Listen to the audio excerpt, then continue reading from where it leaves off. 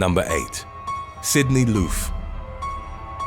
On November the 15th of 2017, a Snapchat post captioned, "Ready for my date," marked the last time that anyone heard of 24-year-old Sydney Loof. Aubrey Trail, a man in his early 50s, and his girlfriend, 25-year-old Bailey Boswell, had convinced the woman to meet them through a dating app. Loof was murdered and then dismembered by Trail.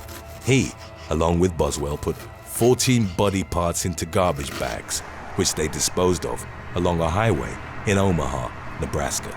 Both were arrested after the remains were discovered, and the trial that ensued was marked by disturbing events and revelations. 3 women testified, claiming that Trail was a cult leader who'd convinced them he was a vampire who could fly and read minds. He and Boswell, whom he allegedly referred to as his queen witch, had recruited them through Tinder. The women had engaged in group sex with the couple, but had also been convinced to take part in an antique scam that Trail was running. They were forced to adhere to strict rules and were physically punished if they deviated. The women claimed that Trail and Boswell would frequently talk about murder and torture as a way of strengthening their supposed supernatural powers. The women were allegedly encouraged by the couple to kill.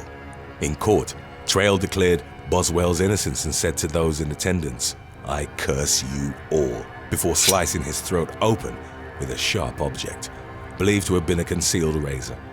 He survived. Trail had changed his story multiple times, but ultimately claimed that he'd accidentally strangled Loof to death with an electrical cord during consensual intercourse, in which Boswell had also participated.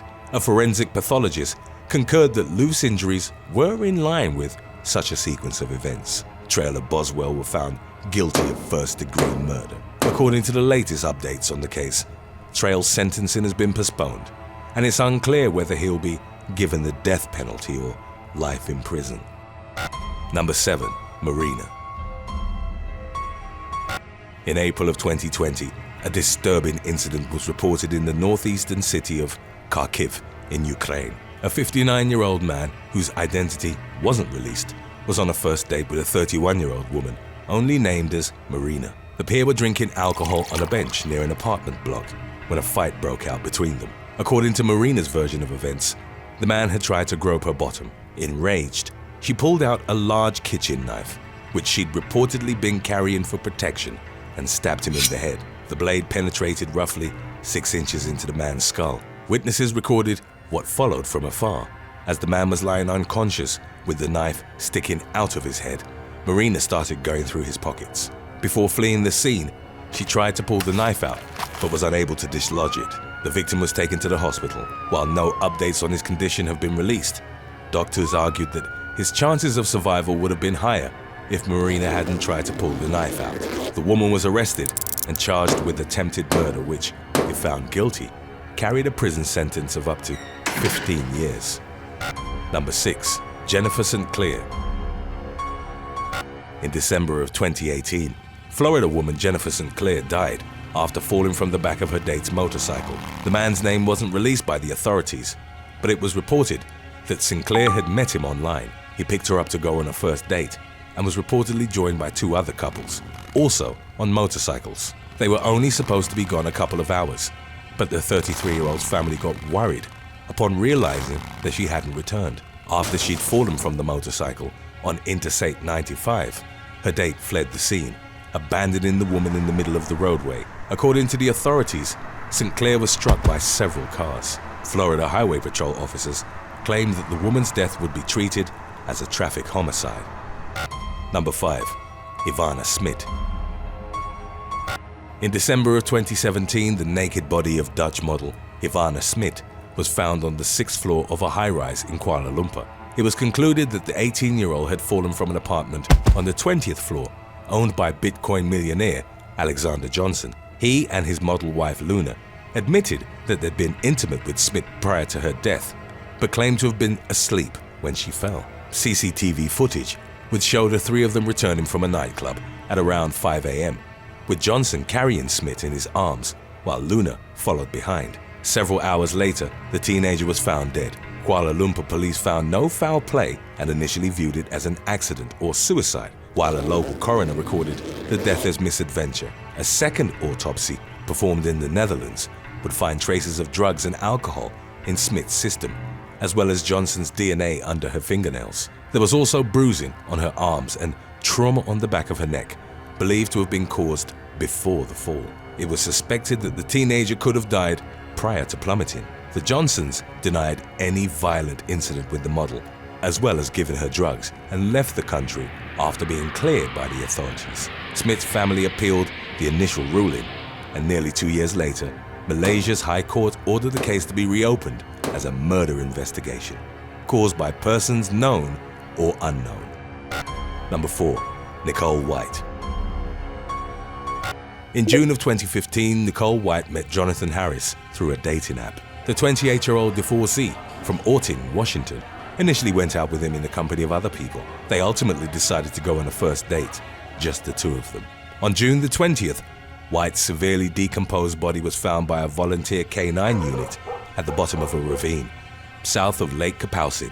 The body presented severe facial, arm, and chest fractures, which a forensic anthropologist determined were consistent with being stomped. Harris, who some described as having major anger issues, was interviewed by the police but denied having any implication in the woman's death. However, a breathalyzer had been fixed to his car due to a past DUI. He had to blow into it to start the vehicle, and each time this happened, the device took a photo, complete with a date and timestamp. Investigators matched trees in the photo's background to a location pinged from Harris's phone on the night of White's disappearance. More evidence emerged after the authorities got a warrant to search his home and found clothes covered in the woman's blood. Harris eventually admitted to beating the mother of two to death and was sentenced to 26 years in prison. Number 3. Keith Collins. In March of 2016, Keith Collins was stabbed to death while out on a first date with Jovi Pillapil in Sydney. Collins and 39-year-old Pillapil had met online and were having dinner at a Korean barbecue restaurant. The woman's ex-husband, against whom she'd taken out a restraining order, showed up at the establishment. Alexander Villaluna jumped over a counter and started stabbing the pair with a hunting knife. Covered in blood, the assailant then calmly walked out of the restaurant and waited to be arrested in a nearby shopping mall. According to witnesses of the brutal attack, 54-year-old Collins was stabbed twice in the neck and once in the stomach. His injuries proved fatal. His date was stabbed in the chest by Villaluna and subsequently rushed to the emergency room, where doctors managed to stabilize her condition. Today's topic was requested by Itachi-kun, One Hairy Guy, and Amanda Marie. If you have any other topics you'd like to learn about, subscribe and let us know in the comments section below. Number 2. Leon Shaw. In December of 2017, 53-year-old Leon Shaw went on a date with a woman whom he'd only met a few hours prior. They visited a friend of Shaw's, who was a tattoo artist in Pierce County, Washington. They'd been drinking heavily when the 47-year-old woman, who wasn't named, asked the artist to tattoo a flower on her chest. A violent argument later erupted, the circumstances of which are disputed. Some sources claim that the woman and Shaw's friend had gotten intimate.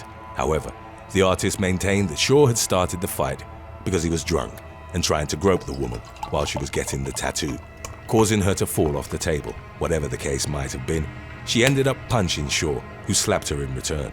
The woman stormed out while only wearing a t-shirt and got into Shaw's truck. The keys were still in the ignition, and as he came out to find her, the woman ran him over with the vehicle before crashing into an embankment. When the emergency services arrived at the scene, they found Shaw dead in the driveway. It's unknown whether the woman, who was taken to the hospital in critical condition, had run him over on purpose or accidentally. She recovered but claimed having no recollection of the incident. Methamphetamine and barbiturates were reportedly found in her system, but Pierce County prosecutors chose not to file criminal charges. Number 1. Mina El Houari. For several months in 2014, French woman Mina El Houari had been talking to a Moroccan man online. They eventually decided to meet, and 25-year-old El Houari arrived in Fez on May the 16th. After checking into a 5-star hotel, she went on a first date with her suitor, whose identity wasn't released by the authorities. Everything was going well until El Houari suddenly and inexplicably collapsed. Her date, overwhelmed by panic, started thinking of ways to dispose of her body, but in the rush, forgot to search for a pulse. Instead of calling the authorities, he buried her in his backyard. When she didn't check back, El Houari's family filed a missing persons report with Moroccan police. They interviewed the man and found the woman's body in a shallow grave on his property. It later emerged that El Houari had been an undiagnosed diabetic. She hadn't dropped dead, as her date had initially assumed, but fallen into a diabetic coma. This meant that El Houari was buried alive and subsequently suffocated in the grave. The man confessed and was charged with involuntary manslaughter. Thanks for watching. Would you go on a first date with someone knowing they'd been in prison for murder? Let us know in the comments section below.